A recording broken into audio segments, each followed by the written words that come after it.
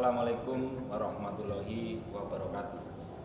Perkenalkan, saya adalah Gogo Hari Pramono selaku Ketua Jurusan Seni Teater Sekolah Tinggi Kesenian Wilwatikta Surabaya.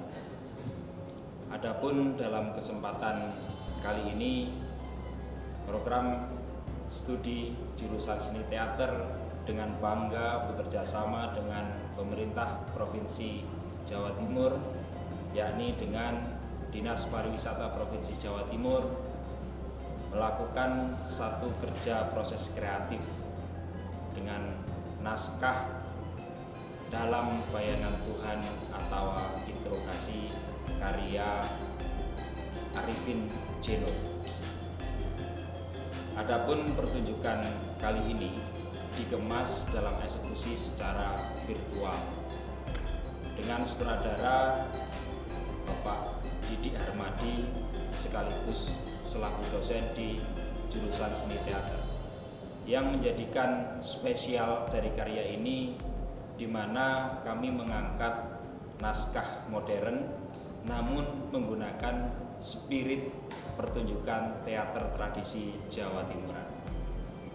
Nah, tentunya hal ini juga selaras dengan visi misi institusi dan juga visi dari program studi seni teater, bahwasanya kami dengan mantap menapakkan kaki akan menjadi salah satu lembaga pendidikan yang fokus dan concern di bidang riset untuk menjadi salah satu lembaga dan pusat kajian studi pertunjukan teater tradisi dengan spirit Jawa Timur. Dengan bangga kami mengantarkan karya ini. Selamat menyaksikan, salam budaya, dan Viva Teater Bravo.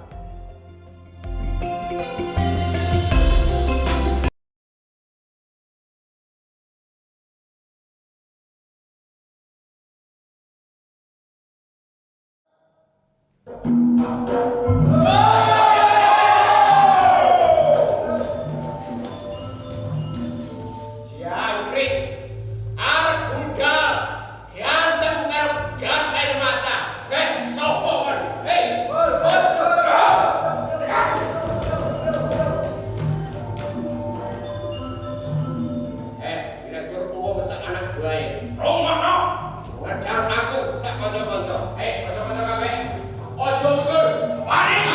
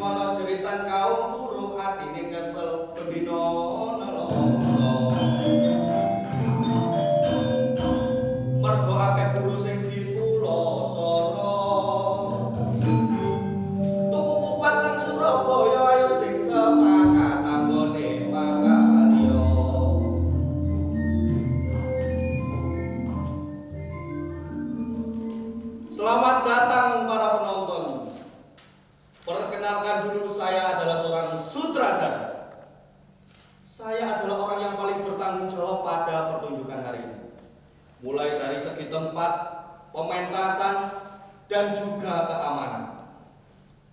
Jadi panjenengan sedaya saya arahkan untuk tidak boleh membawa senjata tajam, senjata api, dan juga senjata garam, baik tenung, teluh ataupun guna-guna, karena itu akan mengganggu pertunjukan hari ini. Baik para penonton, mari kita saksikan adegan selanjutnya.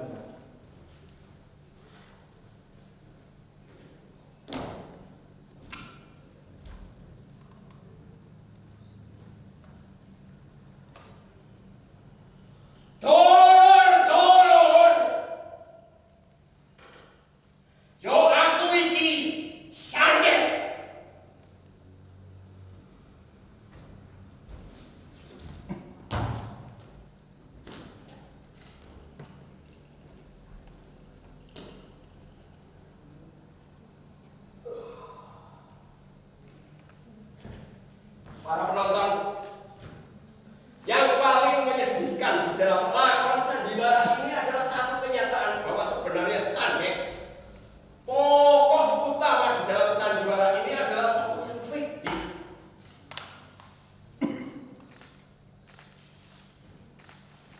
Sebagai tokoh fiktif tentu memiliki berbagai kelemahan dan kekurangan. Di antaranya aspek historis tokoh ini sendiri. Saat ini Sandek sedang dihadapkan Direktur Umum perusahaan multinasional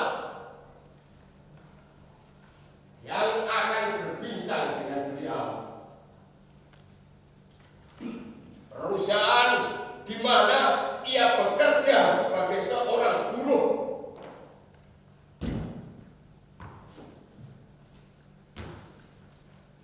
Saya Direktur Umum. Tidak sulit membedakan antara tokoh Sandek ini dengan itu. Kita bisa melihat dari penampilannya, dari cara berpakaiannya, termasuk gayanya. Pakaiannya, farbunya.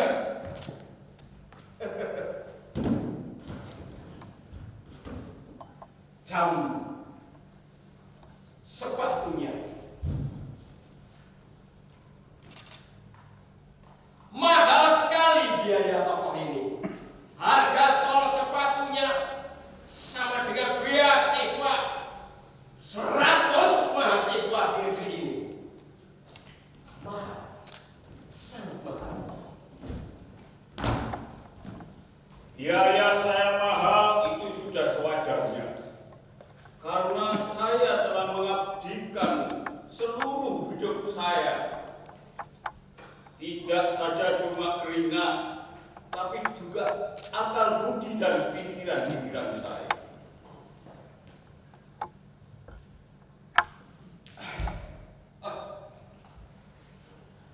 Sebelum saya memulai uraian saya,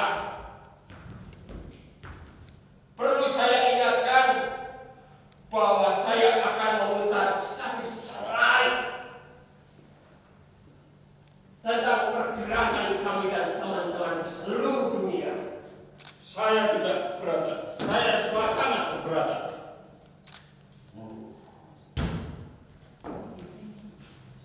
Baik, kalau begitu, silahkan saja Tuan Direktur Umum memulainya.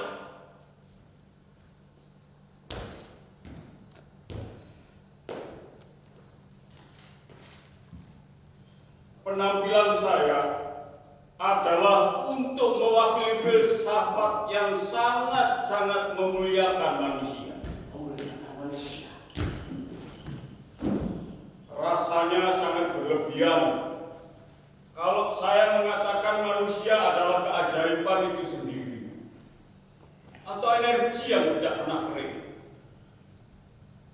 Tapi percayalah, kalau sampean masih punya kesabaran untuk mencermati pernyataan-pernyataan saya yakin pasti Anda akan mencari kata-kata yang jauh lebih dahsyat untuk mendefinisikan manusia.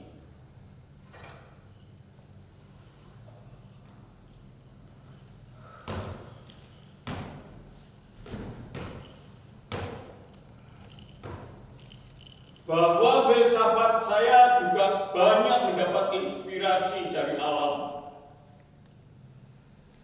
Segala sesuatu yang ada di alam semesta ini adalah memiliki fungsinya sendiri-sendiri.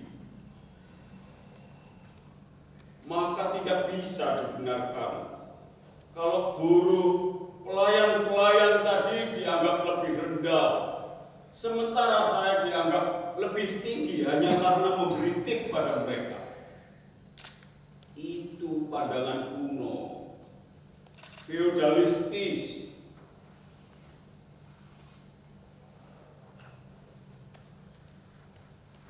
Saya harap saudara Sandek juga demikian. Bukan begitu, saudara Sandek?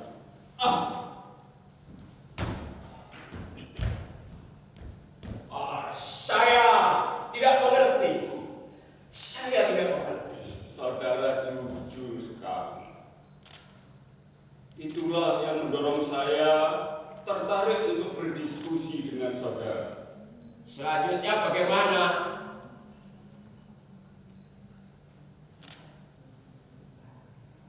Apakah saudara setuju dengan statement-statement saya tadi? Saya tidak mengerti. Tidak mengerti.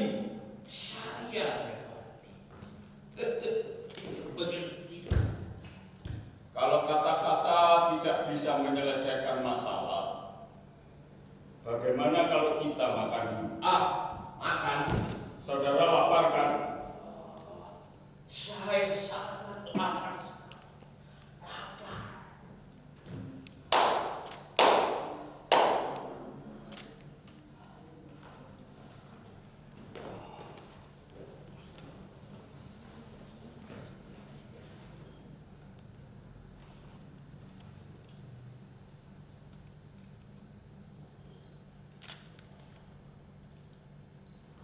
Saya yakin saudara Sandek sudah punya istri. Ya, saya memang punya istri. Siapakah perempuan yang beruntung itu, saudara Sandek? Oni. Oni. Kok bodoh? Bojoku ya bernama Oni. Saudara Sandek berasal dari mana? Saya dari Bulak Banteng. Bulak Banteng. Ya, Nama bapak sampean siapa? Kamal Nama ibu? Sarniti. Iya. Sandiwara macam apa? Nama bapaknya persis seperti nama bapak saya. Nama ibunya juga sama dengan nama emak saya. Saudara Sandek, kita seperti pinang di belah dua. Pinang.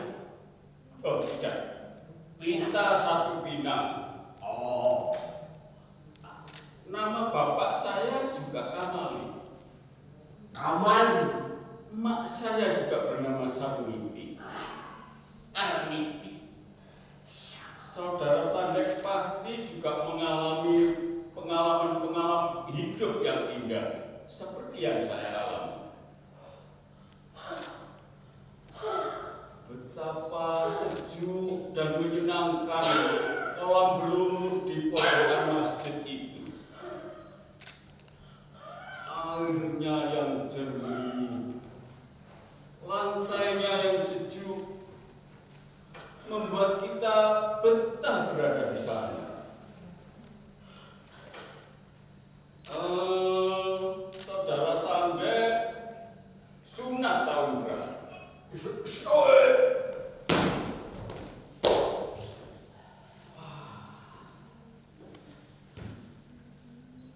Ini pasti jantungnya sama seperti saya. Saya lupa tadi memberinya obat. Para penonton sekalian, maaf. Adegan diskusi antara Direktur Umum dengan Sandek terpaksa kita tunda sampai Sandek siuman. Tapi jangan khawatir. Begitu dokter menyatakan boleh melanjutkan kembali, adegan yang sampean tunggu-tunggu pasti akan saya lanjutkan. Ya, main. Yo. Kau selalu muncul dalam mimpi-mimpiku, saudara-saudaraku. Kau juga masa silam. Tapak kaki. Tapak sepatu.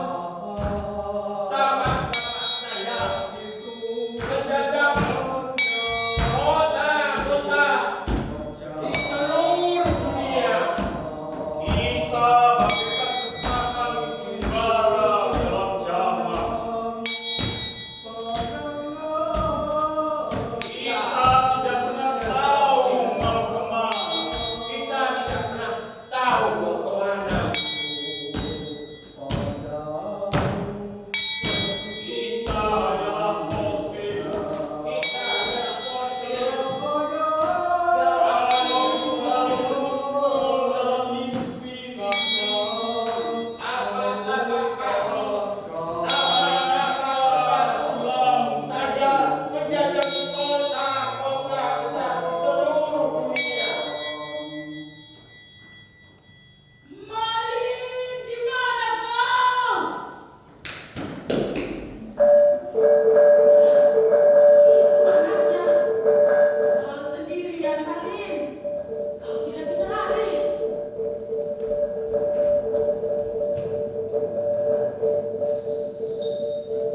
Benar-benar terlalu jauh kau mengembara, Malin. Kau bahkan tak mengenal kata pulang. Semua jejak telah hilang. Aku harus menyelamatkan kau sebelum harimau tua itu menerkam kau dari belakang, Malin. Malin! Malin! Malin!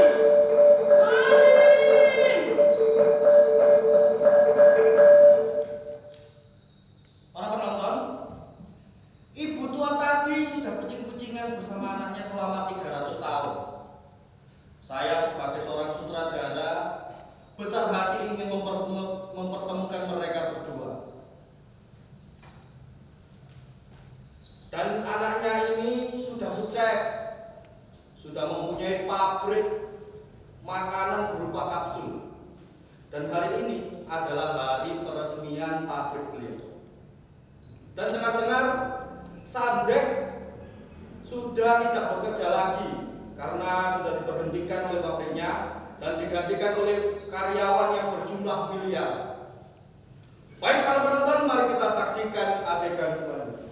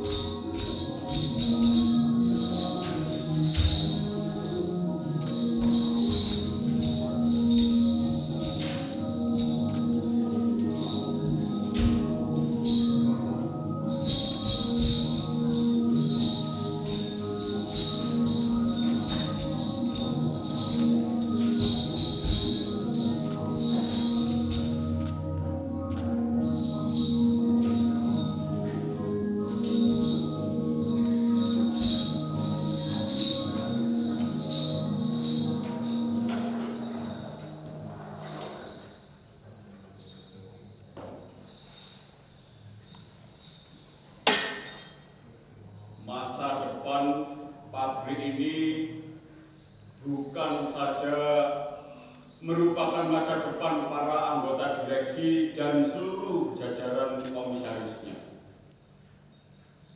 Juga bukan masa depan karyawannya saja. Tapi yang jauh lebih penting adalah masa depan ilmu dan teknologi. Ini adalah salah satu bukti dari sekian bukti keajaiban manusia.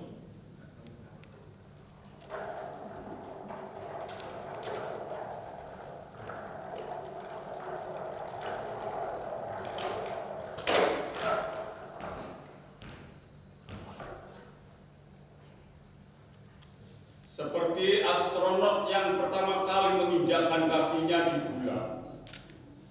Maka pada hari ini kita akan mengibarkan bendera sebagai tanda kemenangan manusia. Manusia, manusia, manusia. Maka dengan segala puja dan puji kepada manusia, hari ini saya resmikan pabrik makanan dalam bentuk tablet ini.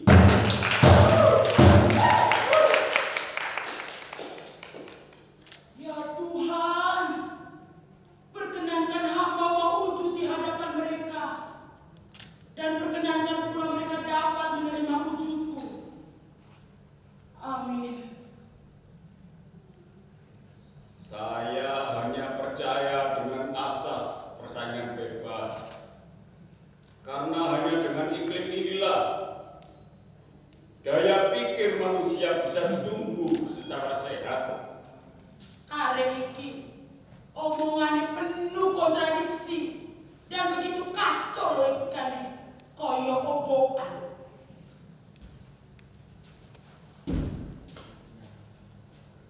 Tadi dia baru saja berkoar-koar, katanya manusia di atas segala-galanya, derajat manusia harus ditinggikan. Tapi sekarang dia malah menurunkan derajat manusia setara dengan derajat hewan. Itu berarti manusia tidak istimewa lagi. Sebentar lagi kita akan memasuki zaman yang jauh lebih menakjubkan. Kita akan memulai perdagangan antar galaksi. Kita tidak membutuhkan gerak lagi karena jarak akan lenyap. Hei Malin, kau tidak akan bisa melarikan diri lagi. Apa yang baru saja kau bilang dalam pidatomu yang tanpa keimanan itu? Hari kemenangan. Ibu khawatir, Malin. Ibu khawatir. Ibu sangat-sangat khawatir. Itu akan kembali pada dirimu, nak.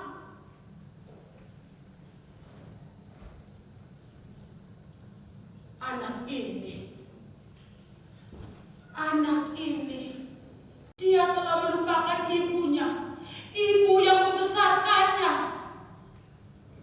Semenjak ia pergi merantau, ia tidak pernah mengenal kata pulang. Ya, kata pulang. Dengan badan yang tua ini, ibunya pergi mencari anak itu.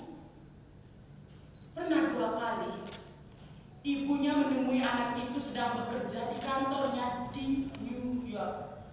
Di New York, ya.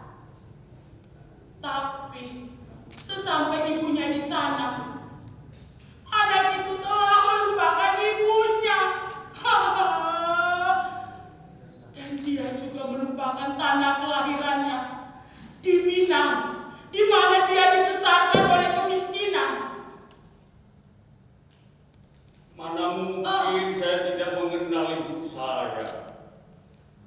Dan saya sangsi ada nama Minang di peta bumi ini. Begitu cara kamu perlakukan ibumu, Malin. Apakah kekayaanmu sudah melebihi kekayaan Allah?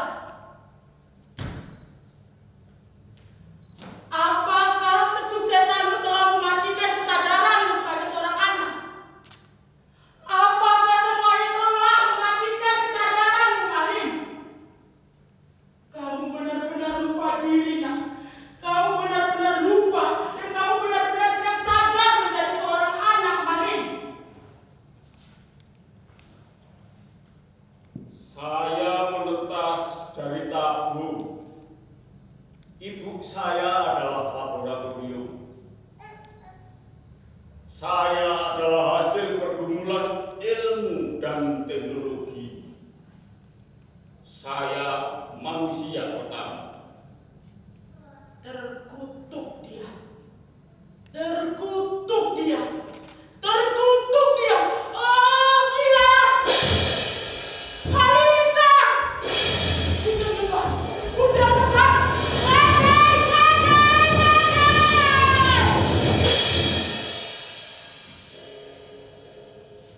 Anak durhaka.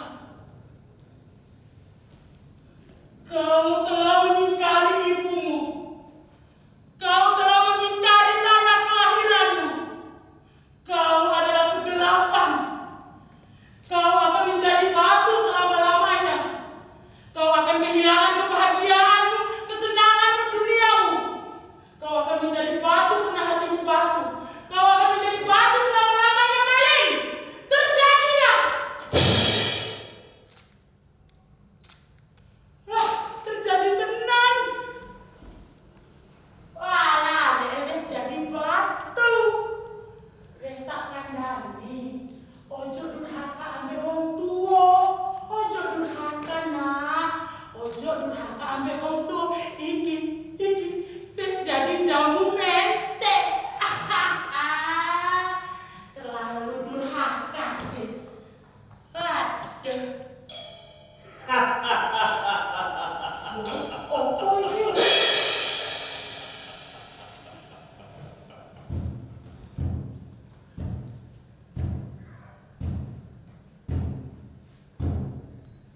Zaman yang penuh dengan dongeng-dongeng itu sudah lama kita akhiri. Tidak mungkin. Tuah, tenung, santet, sumpah, serapah, dan kutukan sudah tidak musim lagi. Tidak mungkin. Sekarang kita dalam memasuki zaman laser yang akan kita masuki tidak lama lagi.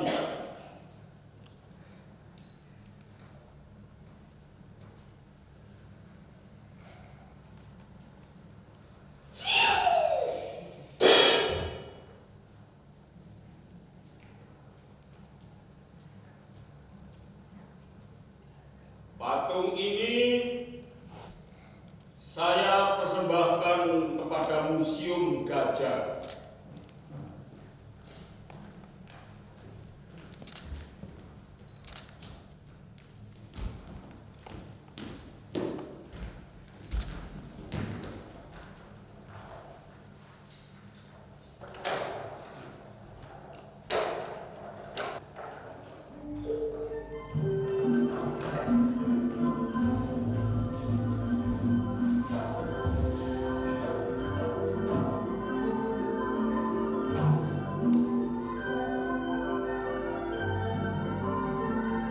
Mahasiswa peserta uji laboratorium tingkat akhir. Oh siap, Dok. Perlu diperhatikan dengan seksama. Oke. Bahwasanya di rumah sakit kita ini sangat menjaga standar operasional dan standar prosedural. Kalau itu sudah tentu pasti, Dokter. Ya.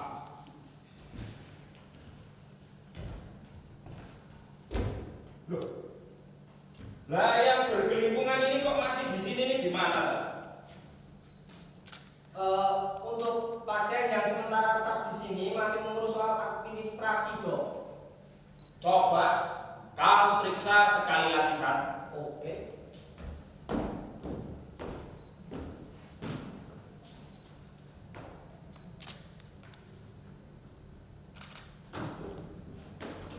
Gimana, San?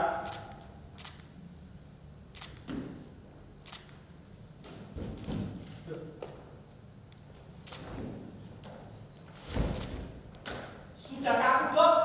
Tidak ada nyawanya. Kamu gimana sih, San? Ini sudah pastikan untuk meninggal, Dok. Masih untuk loh, San. Hah? Masih untuk. Kamu periksa, San. Dokter. Dok, kalau pasien yang satu ini jelas kapanpun akan terus entuk. Karena dia masih hidup, Dok. Wah, San. Ini pasien baru pasti, San. Pasien baru itu, Dok. Sekarang kamu buka catatan kembali, San. Ya. Sampai di mana kuliah kita tadi, San? Kalau awal tadi sampai Ahmad Yani sana. Ahmad ya? Ya, mungkin ada kayaknya. Promosi, San. Ya sudah namanya. Sebagai rumah sakit yang bonafit, San. Ya. Saya pikir sudahlah tepat. Dan kita itu jelas gak mungkin, San, kalau mengejar rumah sakit yang ada di Taiwan, ya. Selain Taiwan, Singapura, bahkan juga Amerika, San. Instruksi, Dok. Kalau bisa, rumah sakit asrama Haji sama Dr. Sutomo ditukar serta, Dok. Itu juga masih dipertimbangkan, San. Ya, salah satu bagian penting dari rumah sakit kita ini, San. Oh, kalau itu jelas. Salah satunya diakui atau tidak, rumah sakit kita ini menyumbang peranan penting bagi devisa negara. Oh, soal devisa itu sudah pasti, Dok.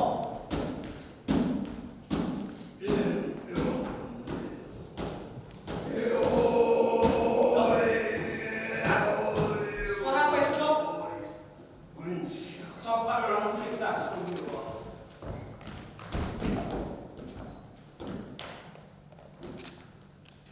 Tidak ada siapa-siapa, Dok.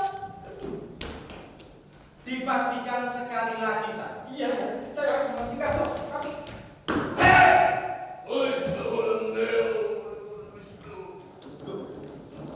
Apa, San? biar kasih tahu ya, akan dikasih tahu kalau itu namanya pasien yang baru datang. Loh, itu lewat belakang, Dok. Aneh ini, San. Ceritanya ini gimana ini, San? Bu, tolong jelaskan bagaimana ceritanya Anda bisa masuk ke sini. Ya, Oh, kita nih orang nggak mampu kok, Dok. Eh? Aku miskin. Lewat rumah sakit elit. nah, yang kayak gini, San. Ini jelas pasti ujung-ujungnya nanti menuntut banyak hal, San. Pasti itu, Dok.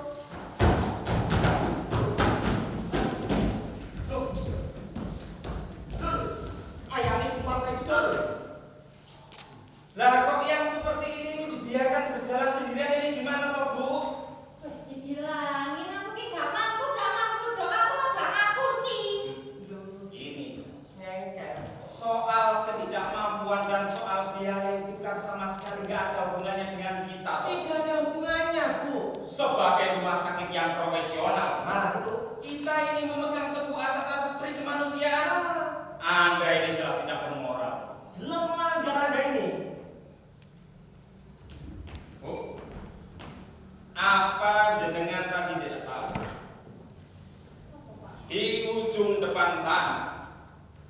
Di lorong sana. Itu loh ada kursi yang beroda di bagian depan itu loh. Rodanya yang 2 dan rodanya yang 3. Nah, itu bisa Pak, digunakan. Pak, ya aku gak sampai delok-delok sing ning ngarepan kono. Wong aku ambek bojoku ki sibuk engker-engkeran ambek petugas sing ngarepan kono kuwi lho. Wong aku ki ambek bojoku gak oleh mlebu iku mau, Pak. Gara-gara masalah administrasi jare. Berarti Anda ini tidak lolos administrasi, masuk dari belakang, dan ceritanya ini gimana kok bisa sampai di sini? Yuk, tadi Pak ceritanya, Pak. Tak ceritanya. Aku ambek petugas ini ngarepan kono. Ini tangis-tangisan. Di kawan bayar aku 10 hari pertama, Pak. Maksud Anda ini, saya pertegas. Anda ini nggak mampu membayar 10 hari pertama dan bisa masuk nerobos. Nah, pasti kalau sudah dan berjalan kaki. Nah, Ya jalan kaki, Pak. Anda ini mulai ngawur. Anda tidak bisa menggunakan dalih kemiskinan itu untuk merampok. Ini yang namanya pelanggaran etika dan norma. nah, Anda itu nggak masuk akal. Nggak ini Anda itu. dengarkan itu. Oke. Baik. Sekarang coba jelaskan bagaimana sakitnya pasien ini. Ya. Jadi suami saya ini lumpuh. Sejak kapan dia ini lumpuh? Kalau pingsannya dokter pengen ngerti maneh, kene kudu buka-buka maneh dong. Buku sejarah sing kandel sami ini. Oh, tidak usah berbelit-belit, jelaskan secara singkat. Saya ini dokter yang profesional, ahli bedah. Masalah keuangan itu nggak masuk dalam rekam medis saya. Sangat tidak masuk. Anda ini seperti mahasiswa saya.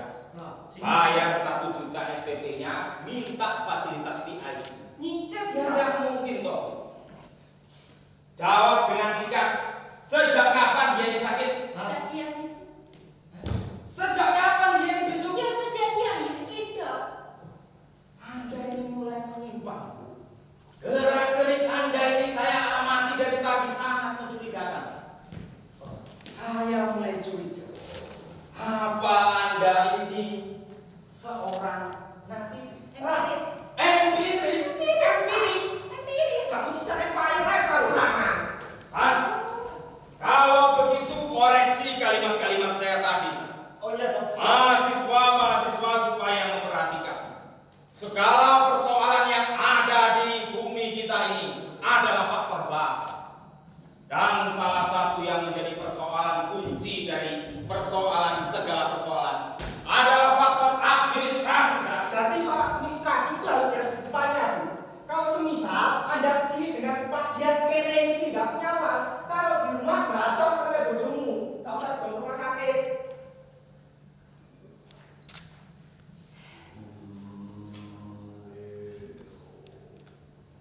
Alhamdulillah Sande.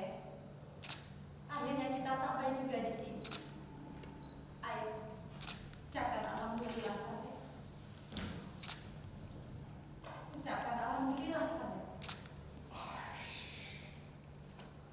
Bahkan kamu mengucapkan kata alhamdulillah pun tak mau.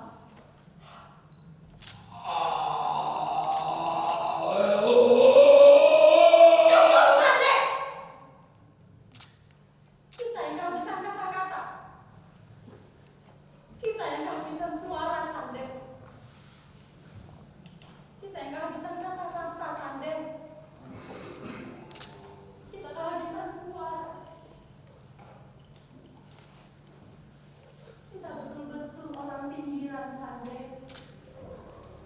Ada semacam kebodohan dalam diri seorang Sande.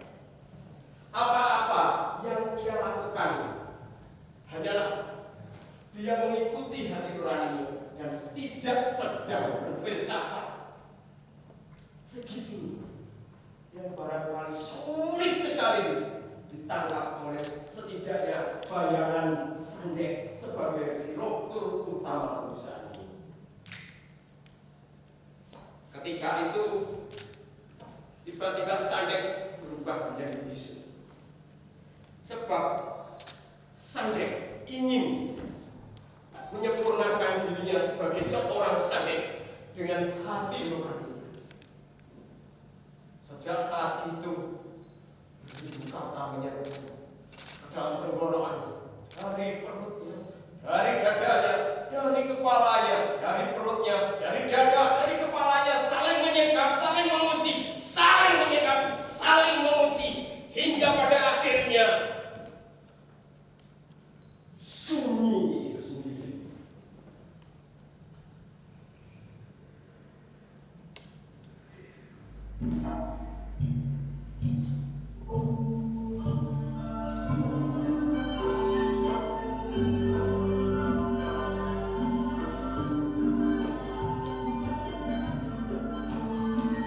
Bukan tanpa rasa putus asa kami berjalan.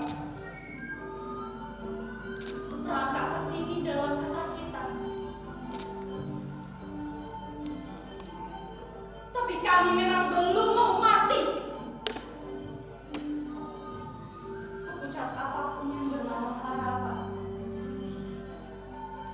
betapapun utopisnya harapan,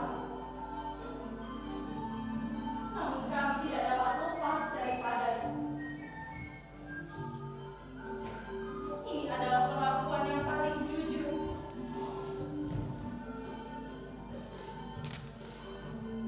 Diakui atau tidak oleh mulut kita sendiri.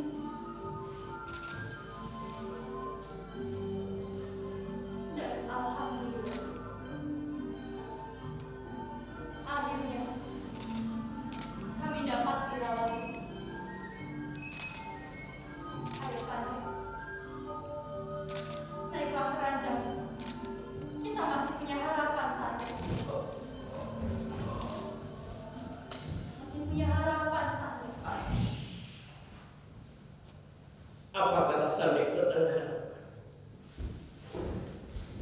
Ia diam.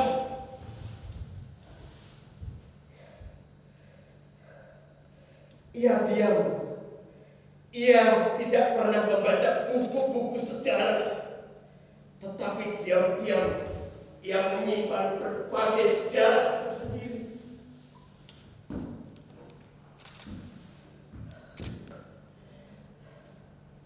Dan dengan baik menyimpan potret kakek buyutnya, orang tuanya dalam warna hitam putih. Ia masih dapat membayangkan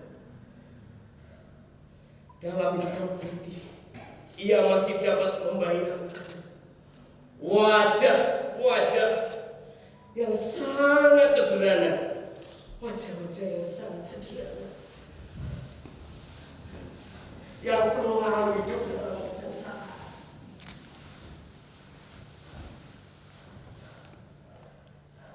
Tercecar dalam air muka yang merata.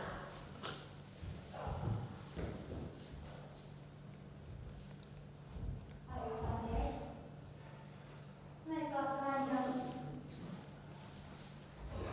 Naiklah dan istirahat.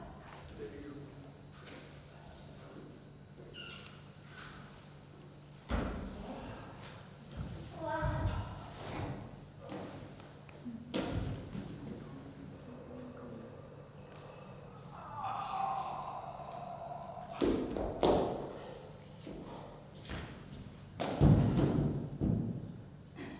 Ternyata kau lebih kuat dari tubuhmu sendiri.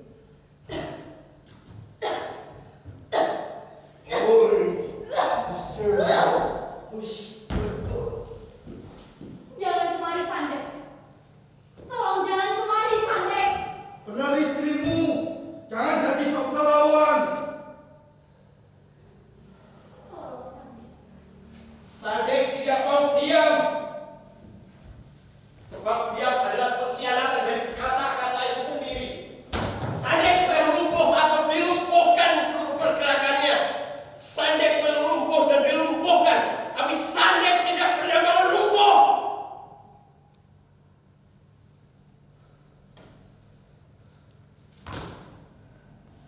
Di balik batu yang diam, di balik rumput yang diam, tersimpan bunyi gerakan yang bernama hidup itu sendiri. Berjuta sel, bermiliar sel.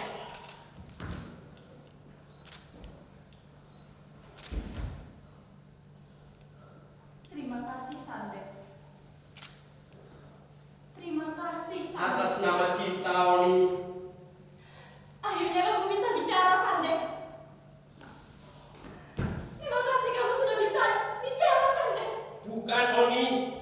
Yang kamu lihat itu hanya bayangan-bayangan dari Sandek itu sendiri. Kamu hanya bisa membayangkan bahwa Sandek telah bisa berbicara. Walah, enggak kok. Aku wes bisa melihat kamu sendiri ngomong. Kamu salah, Oni. Salah. Fakir Bapak ini sampai detik di sini lakon sandiwara ini berjalan. Sandek tetap membisu. Ia kehilangan kata-katanya, Oni. Tidak, Sandek. Aku wes ngelihat kamu ngomong. Aku udah denger sendiri kamu ngomong. Terima kasih, Sandek. Terima kasih, Sandek. Kamu sudah bisa bicara, Sandek. Terima kasih, Sandek. Oni. Akhirnya kamu bisa bicara, Sandek. Yang kamu lihat hanyalah bayangan. Terima kasih, Sandek. Bayangan. Sandek yang tetap membisu. Waduh. Ya apa sih? Apa? Apa tangis-tangis untuk sinetron Ikatan Cinta itu? Main kita nih, Apa sekarang iki lah apa nangis-nangis itu itu? udah sapaan bareng. Wah, iku nantangi. Ayo, Maksud, maksud. kalau perlu silakan dari kostum sama make up. Bisa mulai. Oh, boleh kok. Oke. Silakan turun. Pak, skripnya loh. Wes. Mohon maaf para penonton. Memang kami kekurangan orang. Jadi setiap orang itu kadang memerankan banyak tokoh. Dan adegan akan berlanjut lagi di rumahnya Sandek. Mari kita saksikan.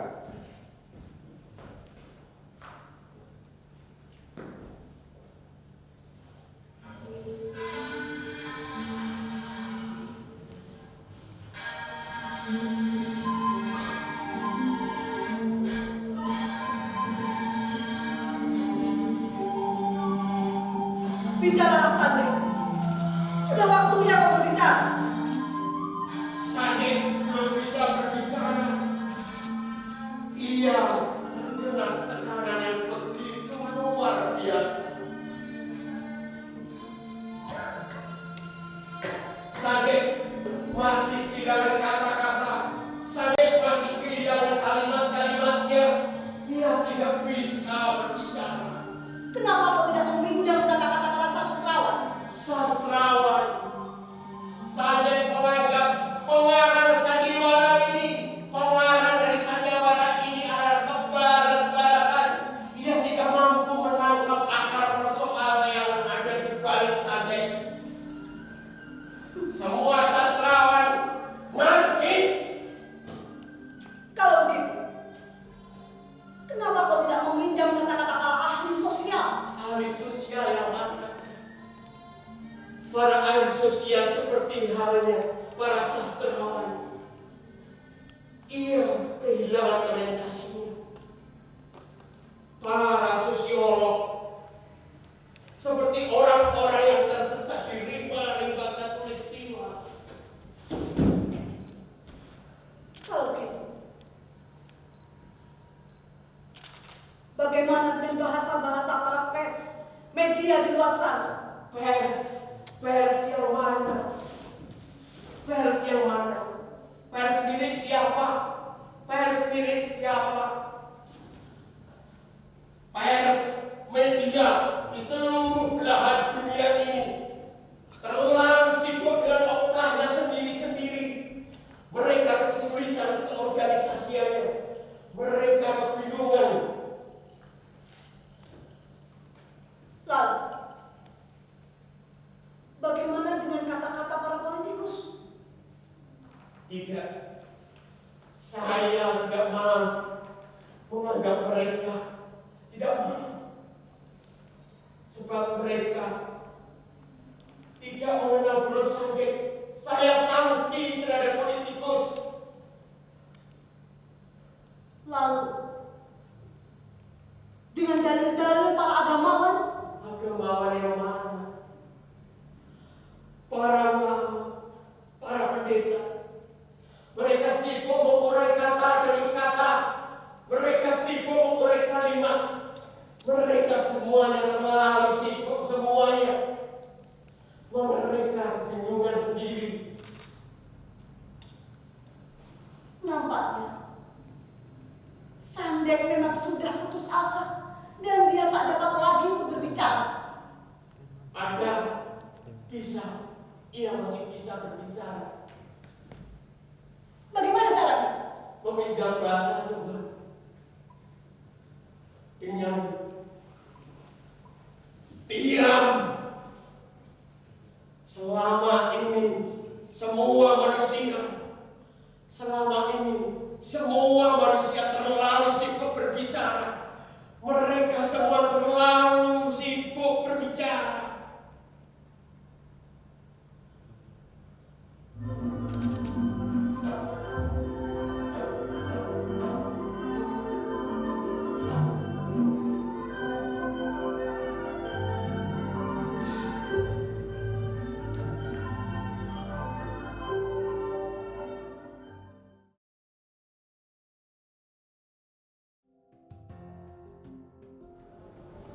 Assalamualaikum warahmatullahi wabarakatuh.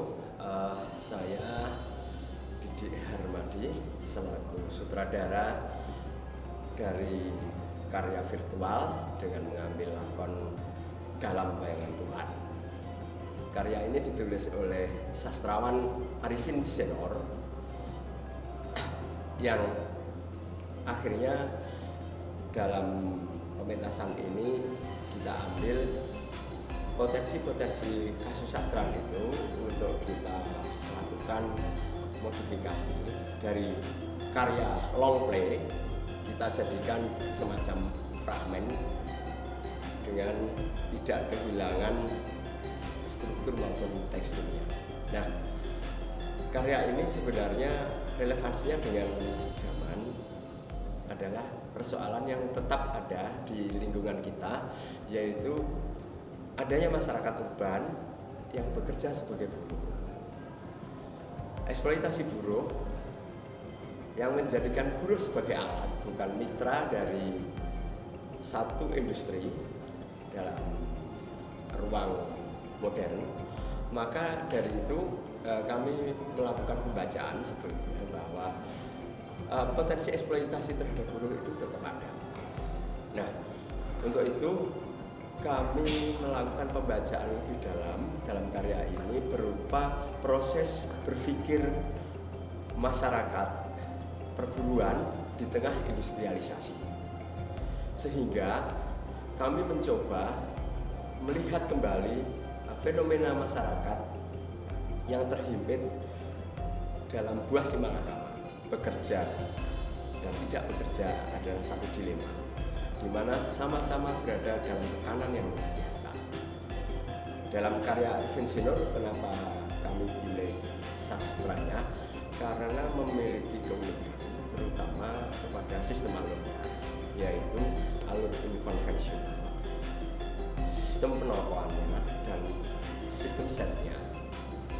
Dalam hal ini maka kita melakukan pengembangan, revitalisasi untuk menjadikan pertunjukan berupa muatan-muatan tradisi yang bisa diadopsi dalam karya. Saya pikir itu. Terima kasih. Wassalamualaikum warahmatullahi wabarakatuh.